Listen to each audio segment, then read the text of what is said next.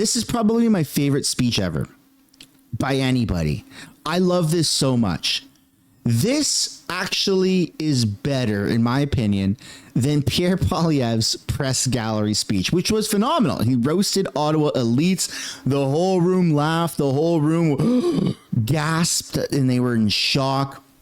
But this one here is better, and I saw it earlier, and I just had to share it.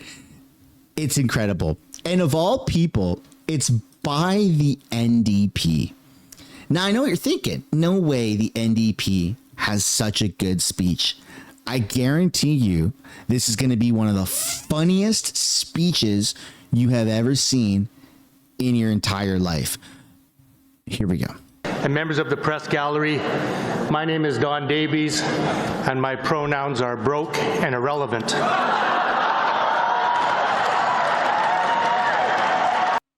The NDP are radical communists who pander to Queers for Palestine. The fact that he can make fun of his own pronouns as broken irrelevant. Come on. It's the tip of the iceberg. We're 10 seconds in, ladies and gentlemen. 10 seconds in.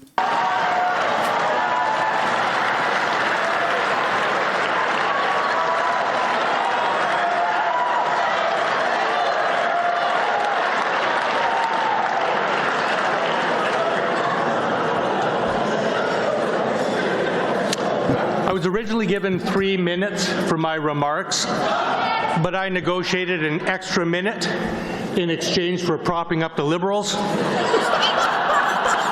and an extra 2 for keeping the Conservatives out of an election. Holy shit.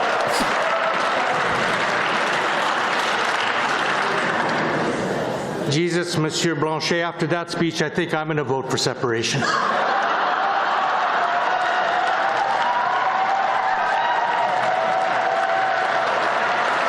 I'm guessing Francois Poutine here gave a good speech right before this. Now, one thing I did think of as this speech, because I've already seen this, okay? I've already seen this speech. One thing I thought about was, it's all a charade, like politics. I mean, if you think back to how angry you and I have probably been feeling over the past several years, that is because of 2 reasons. And just stick with me. I know you want me to continue the video. Just stick with me, okay? Because it's very important. Reason 1 is we are actually getting screwed by our liberal government, like consistently, okay? But the second and almost more important reason is that our politicians are actually telling us to be angry. Liberals are telling liberal supporters to be angry at conservatives, calling them names, calling them Nazis, trying to relate them to MAGA because everyone in Canada is apparently mad at Trump and MAGA. And the conservatives are telling us to remain angry at Justin Trudeau, remain angry at Carney because he's Trudeau 2.0. And this is what I'm realizing. They want us angry, but they themselves are actually all friendly with each other. And I understand context matters. I understand they're here for a gala. I understand they're here for food and drinks and whining and dining with each other. But the way that it's brought to us is that the conservative MPs are enemies with the liberal government. They fucking hate them because everything bad in this country is because of the liberals, says the conservative MPs. And they just get us to be so angry. And I've been so angry. I have been so angry. I've been drinking the political Kool-Aid and I've just been so freaking angry. Now, let me ask you this. Your enemies in life, people that if they drop dead, you'd be like, they probably deserved it. Do you think that you could go and sit in a room with those type of people that if they just vanished off the face of the earth, you'd be like, they probably deserved it? Or do you think that you would be too angry to sit next to somebody that you actually fucking hate? The answer is always you would be too angry to sit in a room full of people that you actually hate. So this tells me that these people don't actually hate each other. They try to make it seem like they hate each other, but they actually all get along with each other. And as you see in this video, as you're about to see, as I press play, you're going to see more and more what I'm talking about. And it's just making me think. I don't have the answer yet, but it's just making me think about stuff.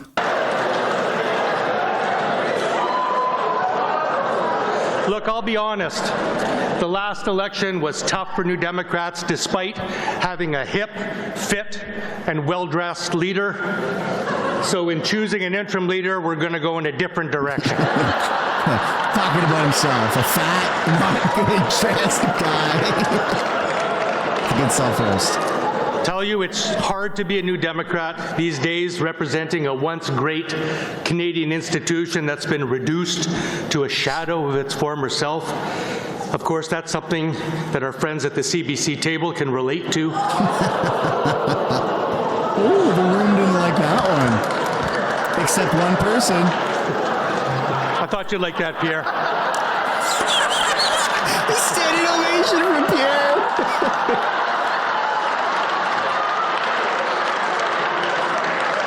In fact, I lead a party that lost status so shockingly that some call us Buffy Saint NDP.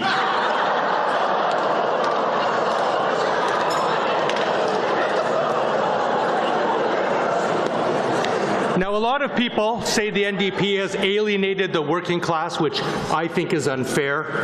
Rich people and professionals also don't like us.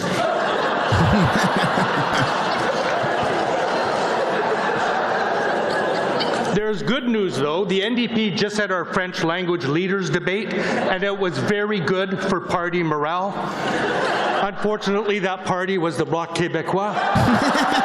They get off. Anybody speaking French.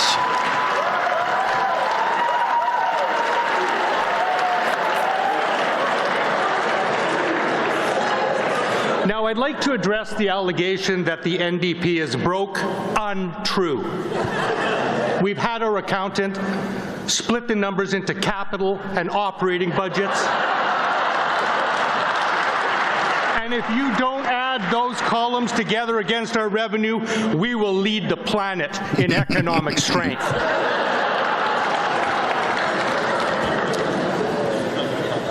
It's an honor to join my fellow leaders here tonight. Elizabeth May is here, my designated driver. It gets better.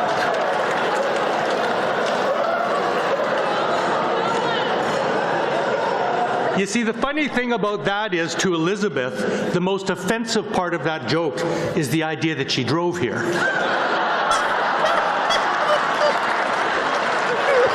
She knows she's an alcoholic.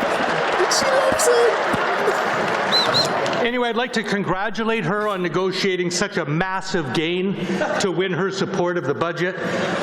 Getting the Liberals to agree to do what they already agreed to do and won't do was huge.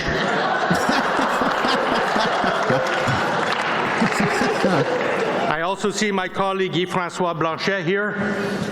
We all know I tried to get official party status for the NDP, but a big barrier was we refused to give the Bloc official party status when they had less than 12 seats, and then Jagmeet called them racists. Tonight I'm announcing new NDP policy. Never fuck over someone who put Je me souviens on their license plates.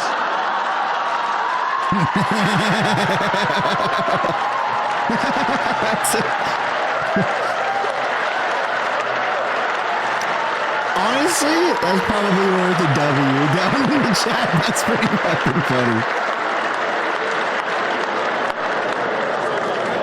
C'est un nouveau jour. There, I just spoke more French than the 5 leadership candidates did in Montreal. Now, Pierre Poilievre, I might have a small caucus, but at least it isn't shrinking. By the way, it's not the size of your caucus, it's what you do with it.